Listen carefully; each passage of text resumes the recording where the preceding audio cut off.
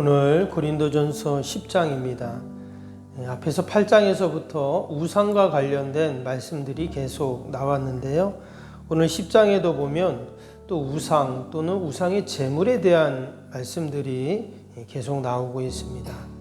우리 8장에서 보면 우상에게 드렸던 제물을 먹어야 되는가 먹지 말아야 되는가 그 얘기가 나왔었잖아요. 당시에 이 고린도 교회는 이 우상과 관련된 많은 그런 갈등 또 문제들이 있었다 하는 것을 우리가 알 수 있습니다. 당연히 고린도라는 지역이 교통의 요충지고 사람들이 많이 모이고 또 상업과 무역이 활발했던 도시였기 때문에 고대 사회에 우상 숭배가 만연했다는 것은 당연한 것입니다. 그런데 이제 그곳에서 예수님을 믿는 사람들이 생기고 이전에 우상의 그 제사와 우상의 축제에 참여했던 자들이 이제 예수님을 믿고 같이 예배를 드리게 되었습니다. 그러면 이제 생기는 것이 문제가 하나 생기는데, 이전에 만나던 친구들 또는 이전에 알고 있던 사람들 아니면 가족일 수도 있고요. 그 사람들은 여전히 우상 숭배를 하고 있다는 것이죠. 그럼 그들을 만나고 또 함께 할 때 과연 우리 성도들이 어떻게 처신해야 되는가? 옛날 2000년 전 일이지만 여러분 이것은 지금도 우리에게 적용이 될 수가 있어요. 우리가 직장 생활을 하거나 또 세상에 믿지 않는 사람들을 이제 만나거나 또 같이 할 때 또 가정에서도 믿지 않는 우리 식구들이 있잖아요. 과연 그러면 우리 성도들은 어떻게 대하고 또 해야 되는가 하는 문제들을 이 고린도전서에서 우리가 이제 생각해 볼 수가 있는 것이죠. 특별히 우상 숭배의 축제에 참여했던 것에 대한 이야기들이 나옵니다. 오늘 20절 한번 볼까요? 뭐라고 했냐면, 무릇 이방인이 제사하는 것은 귀신에게 하는 것이요 하나님께 제사하는 것이 아니니 나는 너희가 귀신과 교제하는 자가 되기를 원하지 아니하노라.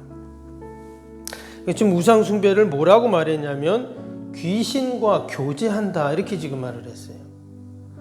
그냥 우상의 축제에 참여하는 거 말고 이런 문제가 아니라 귀신과 교제한다 이렇게 지금 표현을 하고 있어요. 여러분, 귀신과 교제하면 어떻게 될까요? 당연히 귀신과 친해지는 것이죠. 귀신의 지배를 받게 되는 것이고 또 귀신의 지배 아래 들어가게 됩니다. 고린도에 많은 우상이 있다 했죠. 아프로디테 신도 있고 또 몬신도 있고 몬신도 있고 많은 신이 있습니다. 그러니까 그 축제들이 계속 있었을 거예요. 사람들이 다 가서 구경을 하고 또 어떤 사람 제사를 드리고 이런 일들 속에서 나도 한번 가보지 이럴 수 있잖아요. 그런데 그것이 귀신에게 교제하는 것이다.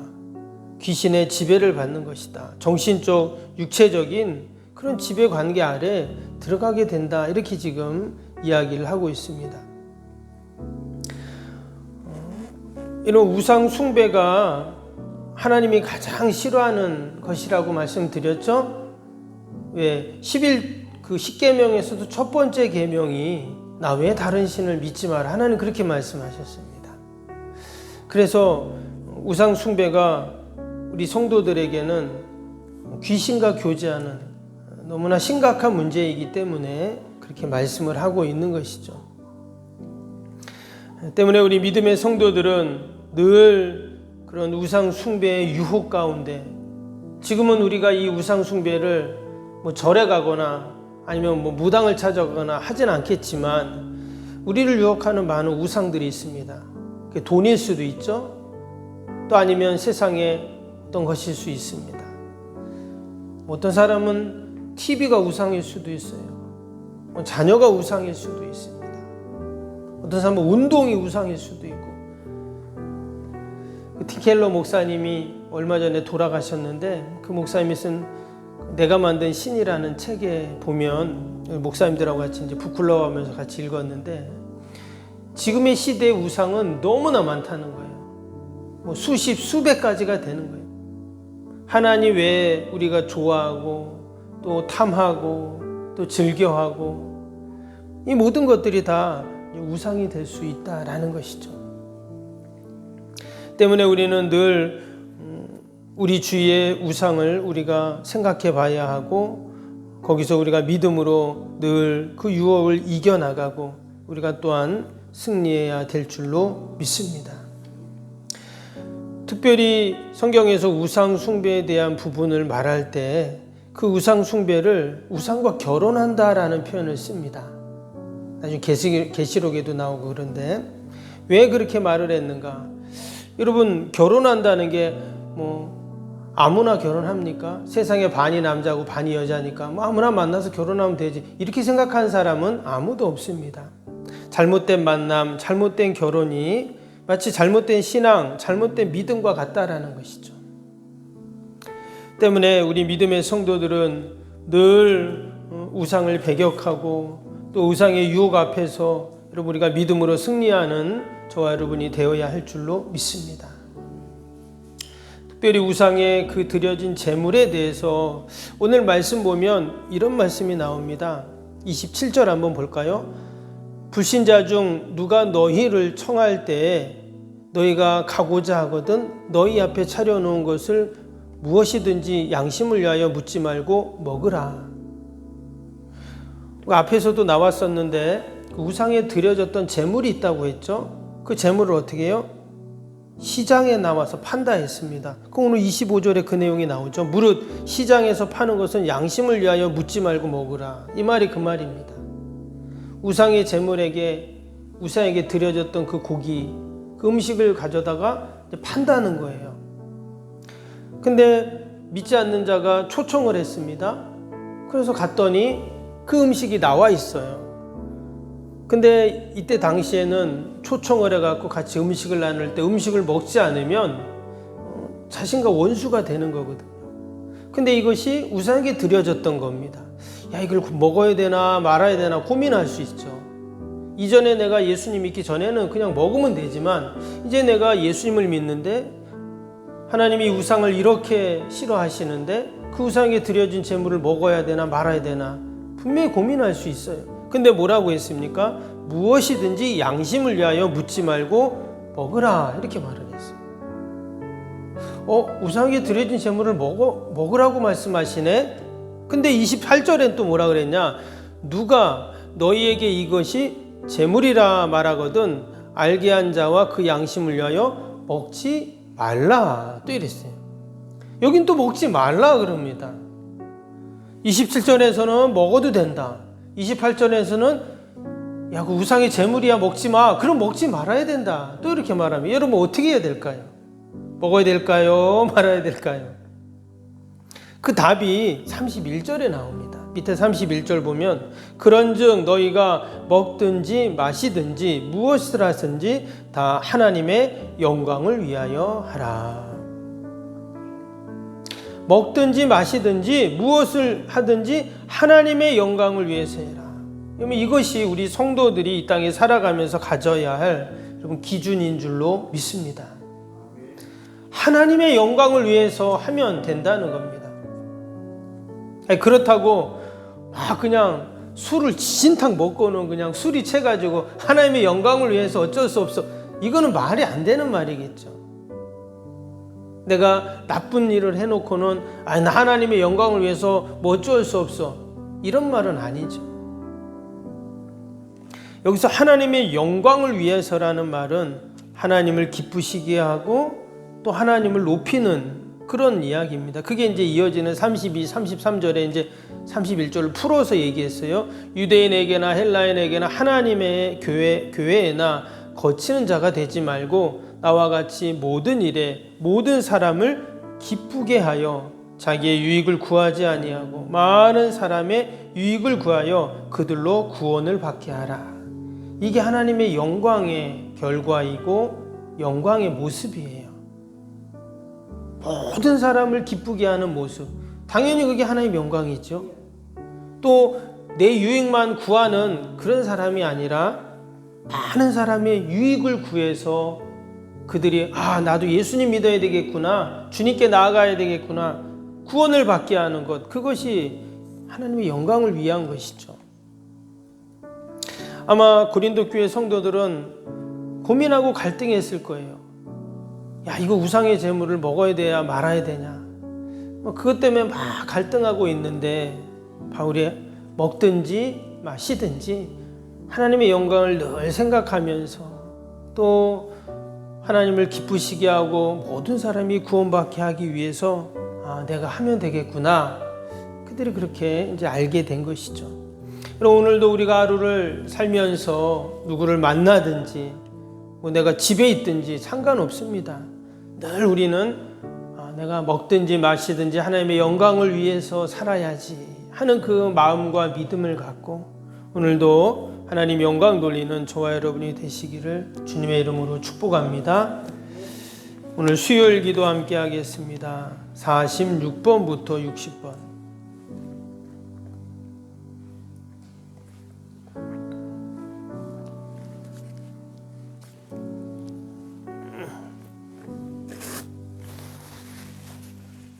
(46번부터 60번까지) 신실한 그리스도의 제자를 끊임없이 재생산하는 생명의 공동체가 되게 하옵소서. 아멘. 주님의 마음으로 성도들을 섬길 수 있는 평신도 지도자들이 세워지게 하옵소서. 아멘. 세워진 평신도 지도자들이 자신의 은사를 따라 교회를 섬기게 하옵소서. 아멘. 부흥의 새 시대를 준비하며 다음 세대를 책임지는 교회가 되게 하옵소서. 아멘. 복음의 능력으로 통일한국과 글로벌 시대를 감당할 다음 세대를 준비하게 하옵소서. 아멘. 다음 세대들이 성경적인 가치관으로 무장되어 열방을 품고 나아가게 하옵소서. 아멘. 우리 아이들이 지성과 감성과 영성을 겸비하여 새 시대 부흥의 주역이 되게 하옵소서. 아멘. 이웃들을 목자의 심정과 긍휼의 마음으로 품고 사랑으로 섬기게 하옵소서. 아멘. 교회가 지역사회 주민들의 소통의 장소로 아름답게 사용되게 하옵소서. 아멘. 늘 섬김의 자리에 있게 하시고 지역의 자랑이 되는 교회가 되게 하옵소서. 아멘. 지역교회와 협력하여 함께 부흥하고 포항성시와의 쓰임받게 하옵소서. 아멘. 온 성도들에게 구령의 열정이 불타게 하시고 영혼 구원에 힘쓰게 하옵소서. 아멘. 주님의 지상 명령을 수행하며 주님의 소원을 이루어 드리는 교회가 되게 하옵소서. 아멘. 세계복음화를 위해 더 많은 선교사와 선교지를 품고 섬기게 하옵소서. 아멘. 새성정 건축의 열방의 구원을 위해 거룩한 선교센터가 되게 하옵소서. 아멘. 예수님의 이름으로 기도합니다. 아멘. 사랑과 은혜가 충만하신 하나님 아버지, 오늘도 우리가 먹든지 마시든지 무엇을 하든지 하나님의 영광을 위해서 사는 자가 되게 하여 주옵소서. 그래서 나를 통해서 아버지 구원받는 영혼들이 많아지게 하여 주시고 늘 유익을 주고 기쁨을 주는 자가 되게 하옵소서. 우리 교회가 그런 교회가 되게 하시고 우리 모든 믿음의 성도들이 하나님의 영광을 위해 살 수 있도록 은혜를 베풀어 주옵소서. 하나님, 오늘도 많은 기도의 제목을 가지고 나왔습니다. 나라 민족과 교회와 이웃과 또 우리 사랑하는 자녀들 다 올려드리오니 하나님 도우시고 함께하여 주옵소서. 특별히 우리 환우들을 보살펴 주시고 우리 이수선 장로님 수술하시고 이처럼 잘 회복이 되게 하시니 감사합니다. 어제부터 이제 물을 드신다고 하시는데 잘 소화되게 하시고 수술한 부위가 잘 아물어서 하나님 빨리 퇴원할 수 있게 하여 주시옵소서. 우리 연로하신 어르신들 또 우리 연로 장로님들 늘 강건케 하시고 하늘의 은혜로 함께하여 주옵소서. 하나님, 오늘도 우리의 가정 일터 자녀들 어둠의 영 일절 틈타지 않도록 하나님께서 늘 지키시고 보호하여 주시옵소서. 아버지, 끊임없이 아버지 세상의 우상들이 우리를 유혹합니다. 우리를 넘어뜨리고 흔듭니다. 하나님, 말씀의 반석 위에 굳건하게 서 있게 하여 주시옵소서. 하나님, 우리가 새벽마다 새성정 건축에 기도를 올려드립니다. 하나님, 우리가 새 성전의 시대를 꿈꾸면서 우리의 다음 세대들이 마음껏 교회에서 뛰어놀고 아버지 신앙생활하며 아버지 이 마지막 때 하나님의 귀한 사명들을 감당해 나가는 귀한 꿈과 비전을 갖게 하시고 아버지 이를 위하여 함께 기도하며 힘을 모으고 정성을 모아서 아버지 우리 시대 아름다운 성전을 지어 오직 하나님의 영광을 돌리게 하여 주시옵소서. 하나님, 오늘도 아버지 주님의 몸된 교회, 또 우리가 후원하고 섬기는 모든 선교지 미자리 교회들 기관들 다 보살펴 주시고 오직 하나님 영광 돌리게 하여 주옵소서. 예수님의 이름으로 기도하옵나이다. 아멘. 하늘에 계신 우리 아버지, 아버지의 이름을 거룩하게 하시며 아버지의 나라가 오게 하시며 아버지의 뜻이 하늘에서와 같이 땅에서도 이루어지게 하소서. 오늘 우리에게 일용할 양식을 주시고 우리가 우리에게 잘못한 사람을 용서하여 준 것 같이 우리 죄를 용서하여 주시고 우리를 시험에 빠지지 않게 하시고 악에서 구하소서. 나라와 권능과 영광이 영원히 아버지의 것입니다. 아멘.